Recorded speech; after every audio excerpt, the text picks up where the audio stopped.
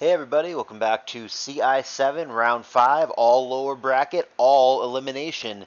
This is the last one that I have to narrate and the last one that happened in real time, but the Fakes versus H-Clad match, which did already happen in real time, is yet to be recorded by Dexa, so you'll actually see that on YouTube after you see this match. But nevertheless, this is the last match in real time that happened in Round 5. I did not see a moment of this. They were supposed to actually play tomorrow morning. They had an extension, so I thought that the matches were done for the day, and I wasn't paying attention to the computer at all. As it turns out, they played at like 6 or 7 p.m. on Sunday, and I had no idea they were doing that, so I completely missed this when it happened, or I could have caught it live. Oh well, sucks to suck. Here I am doing it after the fact, like I said, with zero knowledge of how these games go, but looking forward to it just as much as you guys are. I'll remind you guys real quick that we're really close to our donation goal of $2,600, which breaks the all-time CI money record.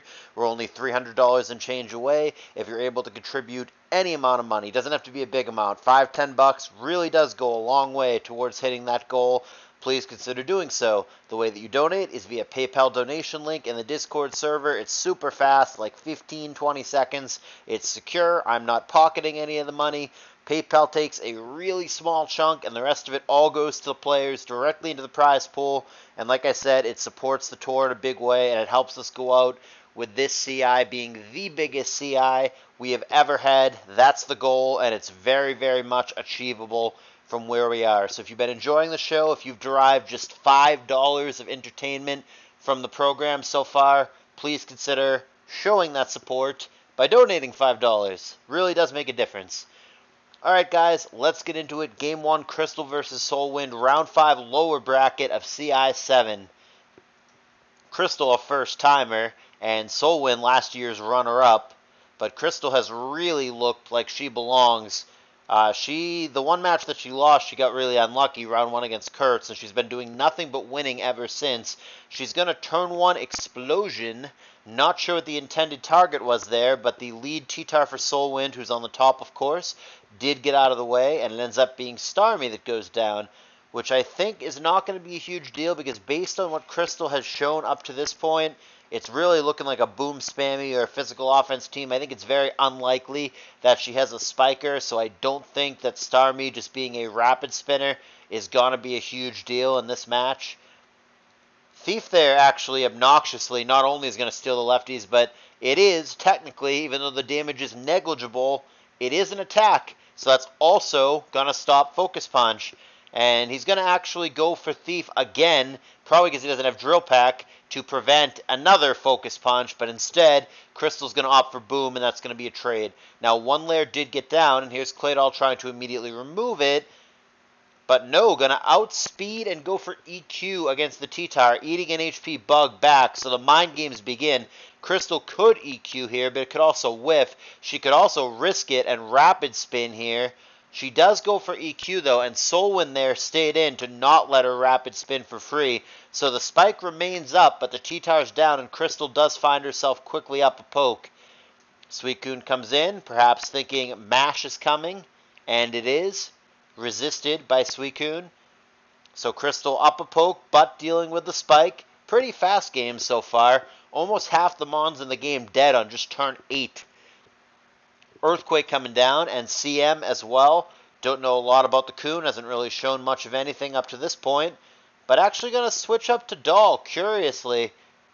Must have thought there'd be a switch for SoulWind. Good read there. Should be able to rapid spin here. Might need an Ice Beam to do so, but wow, she actually goes for EQ. Krystyl's playing it very aggressively. So she eats the beam fairly comfortably. Could have spun there. And now, maybe she booms, maybe she doesn't. See what's worth it to her here.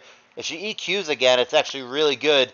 But she clicks boom. EQ there would have nailed meta. It's a hard play to make there.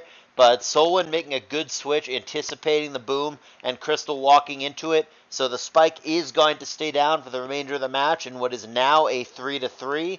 Suicune, despite being at only a third, is going to CM up. That's a little dangerous. But Earthquake comes up well short. Now, obviously, if the Coon has rest, which I think it will, gonna have to do that. And there it is. So we'll see what kind of Suicune it is. Not clear if it is a Crow-Coon, meaning a Sleep Talk Coon, or if it's just going to have to sit there and eat earthquakes while it takes its nap. And the verdict is it does have Sleep Talk, but it finds the worst thing, the one thing that does nothing, which is Rest. CM would have helped, Surf would have helped, Rest does nothing. So one more sleep turn to kill. Presumably we'll Sleep Talk again. And Calm Mind, sure. And Meta has had enough. Just going to blow up, just a trade. Just like that, we've got a 2-2. We know one of them is Blissey. And now we know one of them is Salamence, which without Choice Band cannot kill Blissey here. And certainly has to be afraid of Ice Beam. Sand and Lefties confirm that it is not Choice Banded.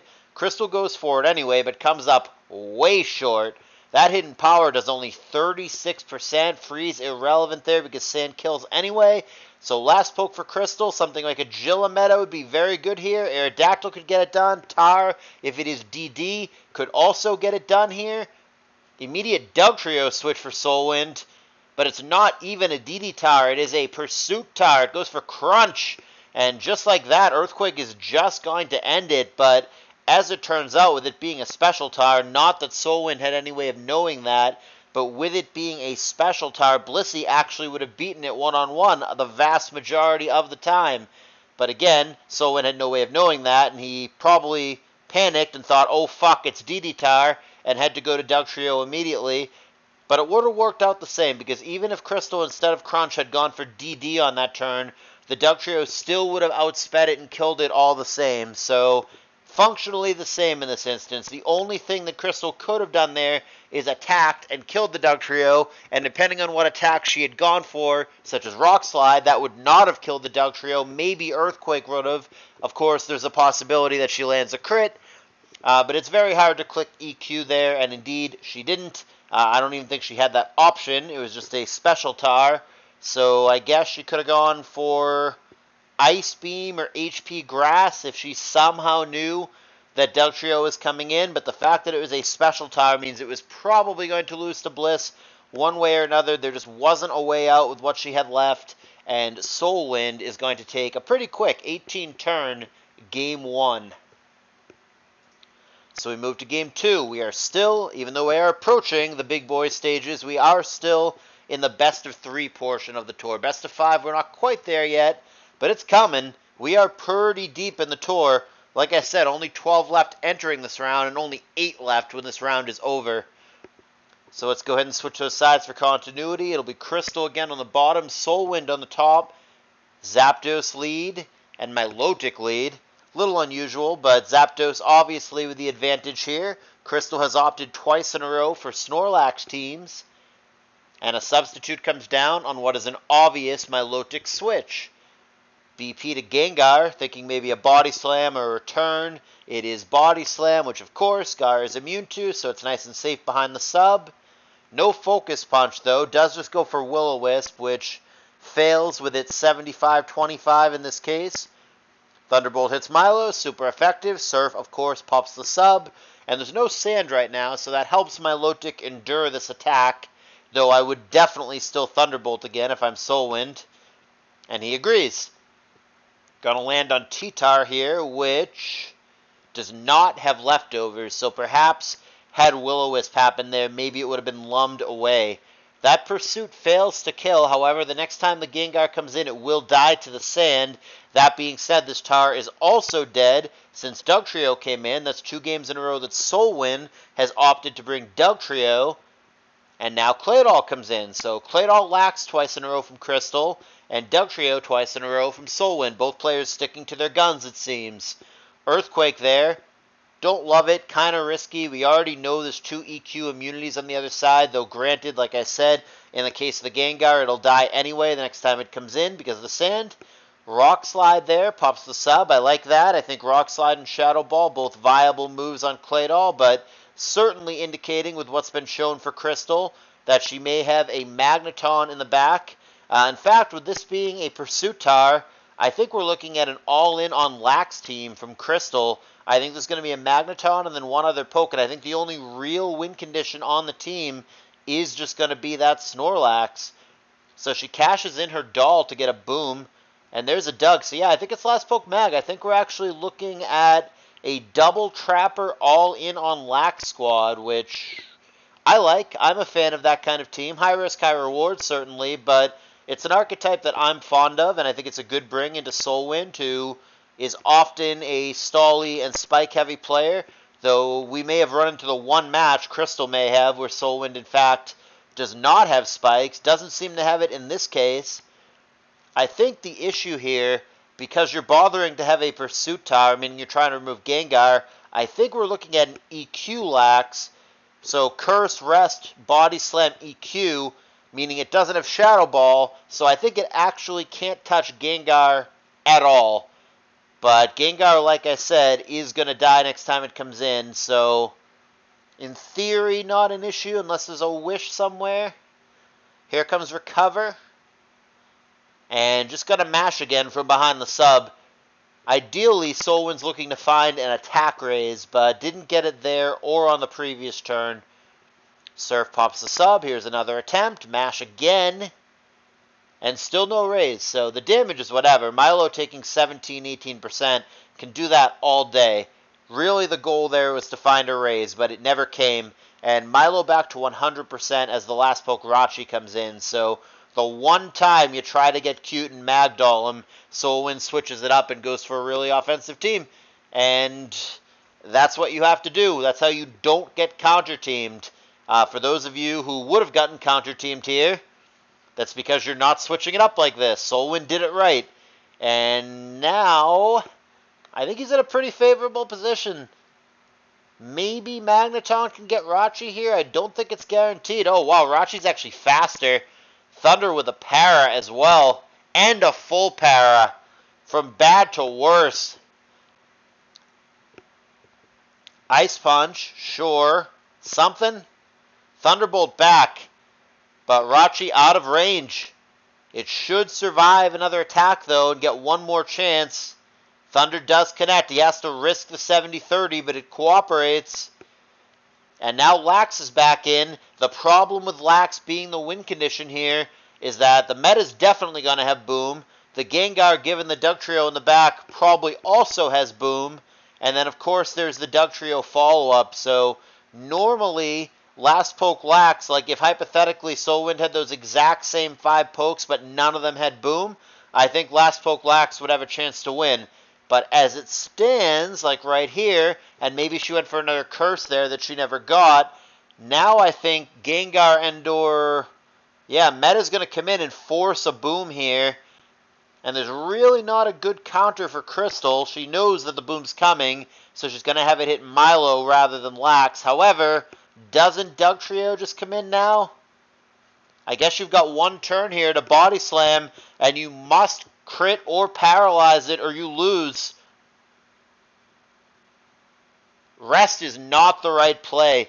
That is a throw from Kristyl. She has now lost unless it is Rest Talk. Rest Talk? It is Rest Talk. But yeah, I still think it's wrong because even doing it this way, you have to find Body Slam in your sleep and you have to crit or para. The Curse doesn't matter here. All it does is give another chance and you still have a 1 in 3 to find it and you need to crit or para. Does find it. Alright, more than 0 chance in hell. But he's going to have to survive this Thunderbolt here, and if it's a max modest Zapdos, I don't know that it's going to. I think Thunderbolt might end it here.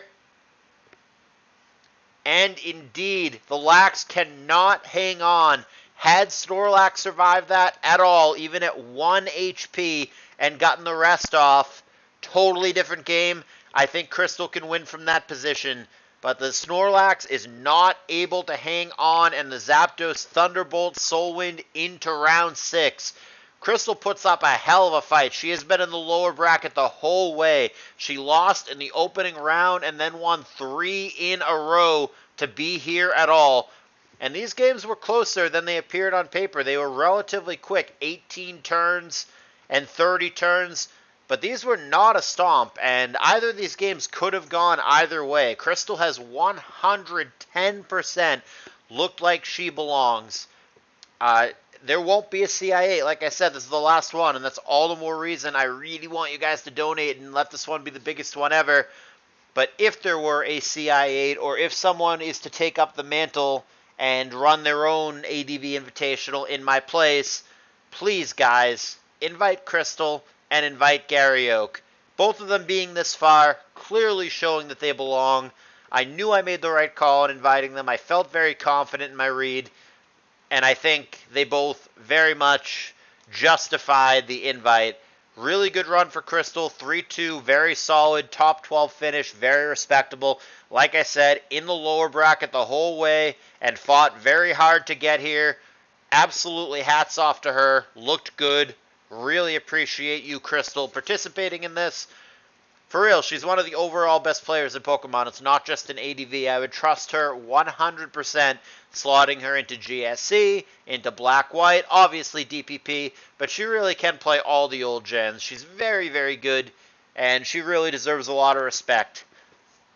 Nevertheless, SoulWind, last year's runner-up, only in this tournament to make that cash money, is still in contention to do so. He will be among the final 8 players, and who knows where it goes from here. Stay tuned. Like I said, once I get that final narration, Fakes and H-Clat, really good set, well worth watching, by the way. Once I get that from Dexa, I'll get it on YouTube, and soon after that, we'll have some Round 6 content coming. In the meantime, appreciate you guys watching. Thumbs up if you enjoyed it. Consider subscribing if you don't want to miss any CALLOUS Invitational stuff.